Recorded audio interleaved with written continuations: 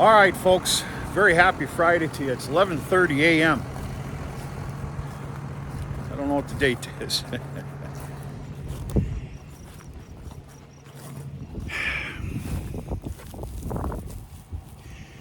Baling up beautifully. I'm not concerned one bit about there being enough moisture for the fermentation process to take over, obviously, once it's wrapped.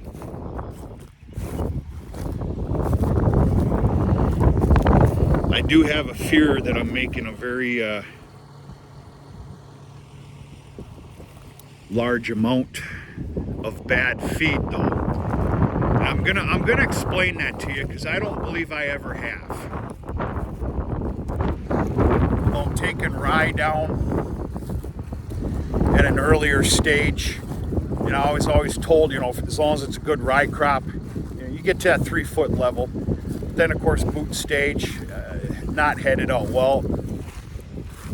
I mean, this is what I got. We were probably only 2 weeks away from this stuff starting to brown up. Okay, so think about it like this. Rye. Anybody out there like rye bread? I love it.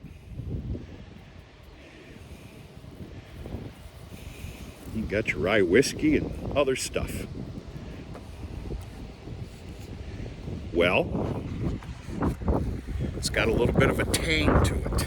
I don't know any other word to use.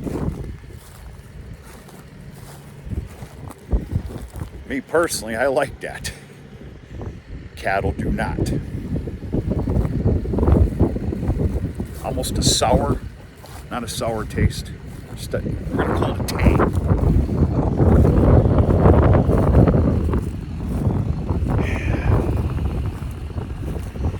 I don't know what this is gonna be. There's probably some of you watching right now that already have the answer. When I get back to the farm here, I'm almost done. When I get back to the farm, don't worry about all that crap right there. That bad windstorm, thunderstorm and everything we had laid down a bunch of products. That's some of it right there. That's a bad spot. I had a lot of lay down areas in that alfalfa as well. That alfalfa field's gonna look a little bit like this. So when I get back to the farm, I'm definitely going to write on the calendar in the month of December, let's just say the starting of the second week. That's when I will come out here and open up this line. Let it sit for a nice long time and see what it does. I don't know.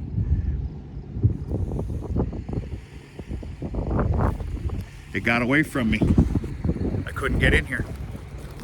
I can't believe that I got in here to cut this last night. Said it on a previous video that I haven't uploaded yet. I got a bunch of videos I need to upload. Been a little busy.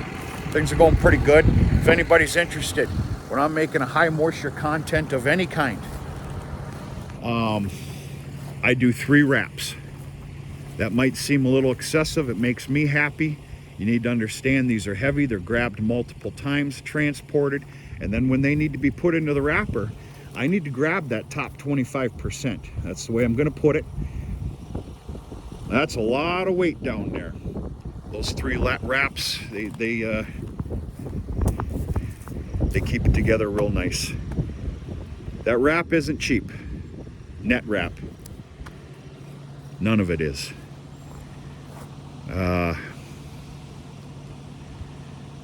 In the grand scheme of things, though, I think 3 wraps on baleage is it's wise in my book. Yeah, this has got a real nice moisture content. It should be better. How can you achieve better moisture content? At an earlier stage, a younger stage. This stuff starts getting a little bit stocky and I dare say drying out. And remember, I'm not an educator here.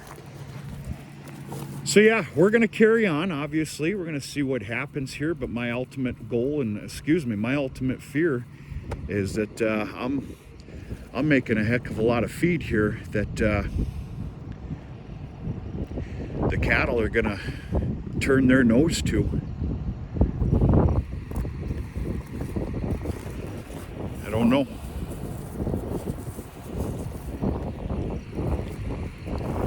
Now I got a packed day today, wrapping this evening right after chores. I know that's about 4 or 5 hours away, but that's what I've got. Tomorrow's a full day on the alfalfa field that I cut down yesterday as well, yesterday afternoon, wrapping tomorrow night.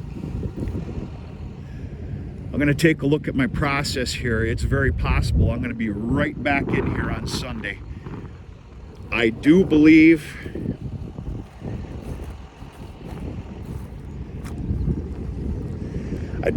that I'm going to bring out the cultivator. I'm going to set it at about 2-3 inches or so. Mulcher, and then I need to seed this back down.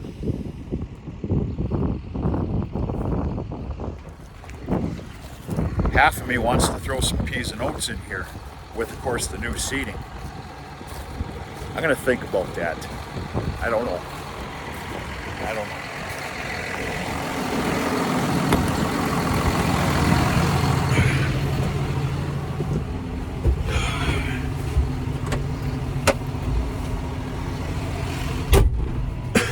So yeah, it's gone pretty good as far as the baling process goes, cutting, baling, everything else. Daniel Thies, if you're catching this, a huge shout out and a big thank you and a big pat on the back for getting a hold of me and giving me some consultation on that wrapper. I owe you a steak and a cold beer, or 10 or 12, you know. I'm pretty lucky I got some help coming this evening. I've got a good young man. I believe he's going to be, his name is Austin. He's just down the road a little bit. I believe he's going to be a junior this year coming up. He's actually been helping on the farm for years, stacking hay and everything else. Well, I put him in the tractor seat for the first time, you know, on a smaller scale. You got to learn it. The other evening, just being a relay guy with the cabbed tractor and the wagon. He's going to join efforts and continue his education on tractors this evening. And then I believe Dad's able to be out here and join. So Dad's going to be in the loader tractor loading Austin. Austin's going to be relaying to me at the wrapper. In fact, I decided I'm going to wrap on this end. I'm not going to wrap towards the road.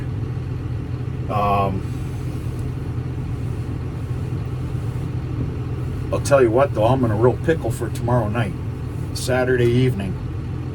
There's a lot of people got a lot of stuff going on. I don't have any seats filled yet. We'll see what happens. Whatever. I'll do it myself till midnight if I have to.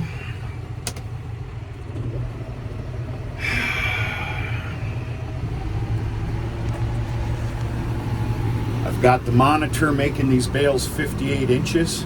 When it's all said and done, they come out about 58.5, 59 inches.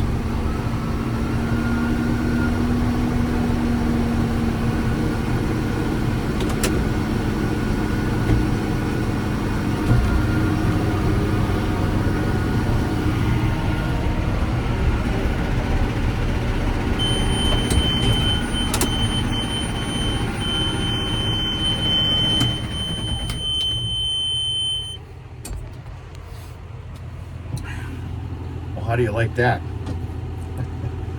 I'm plugged up.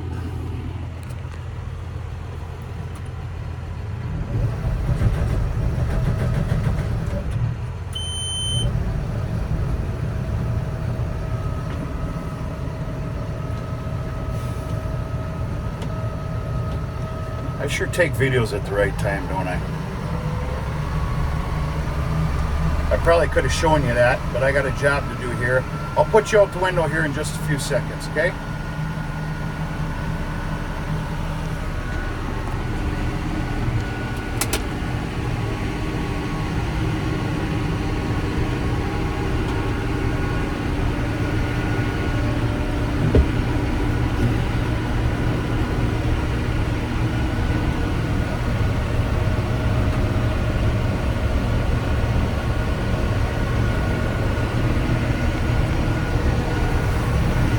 I don't know what the hell happened there.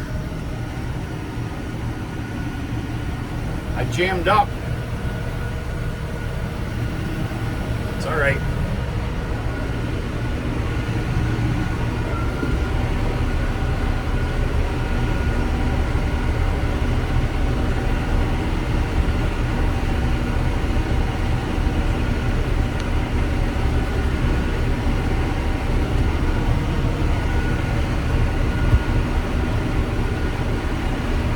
You can tell the thicker areas. I drop down a gear when I go through them, like right about now. As we speak, I'm baling at about 4.5 miles to the hour.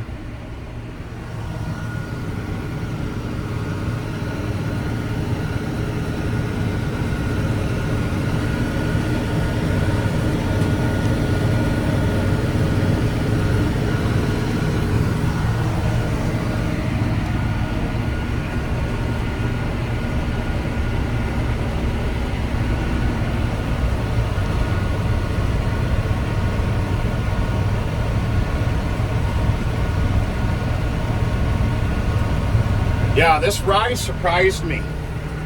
This is a lighter product than I thought it was going to be. Don't get me wrong, the bales are heavy, but it takes a lot more product than I was thinking to, yeah. Maybe a lot of that has to do with this late stage. If I got it early, that wouldn't have been the case.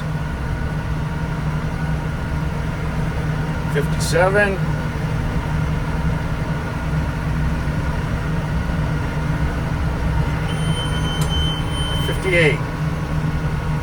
Yeah, 3 reps. I usually go about 2.2 on dry hay making.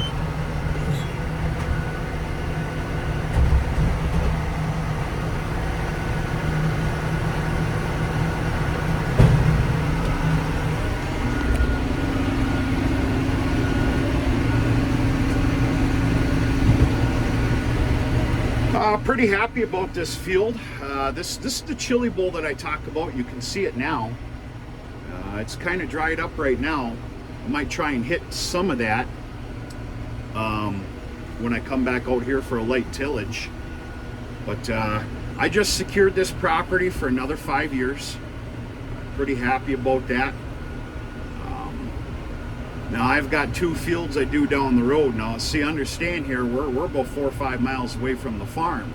Now that's not the end of the world, but I'm ecstatic about having this field and continuing to have it, being I'm on this road down there a ways yet with other property. Great landowners, just happy-go-lucky. They just want to see it tended to, taken care of, and in fact they're getting a couple of animals themselves. They got a nice fenced-in area now, basically for personal consumption, and we kind of worked out a deal as far as me throwing them some bales and knocking it off of rent. Along with this comes a small little, I'm going to call it a small little pocket field in the middle of the woods. It's going to be more of a pain in the ass than anything, but I'm going to be in there this year. They cleaned it up last year real nice. I took a real good look at it. And I'm going to start cleaning that up. That's the way I'm going to put it. That's about it, folks. I got a ruckus of an afternoon. I got some things that really need to be done. Not to mention getting prepared for this evening. It's Friday night. Nobody wants to be out here except for me, past 8 o'clock. But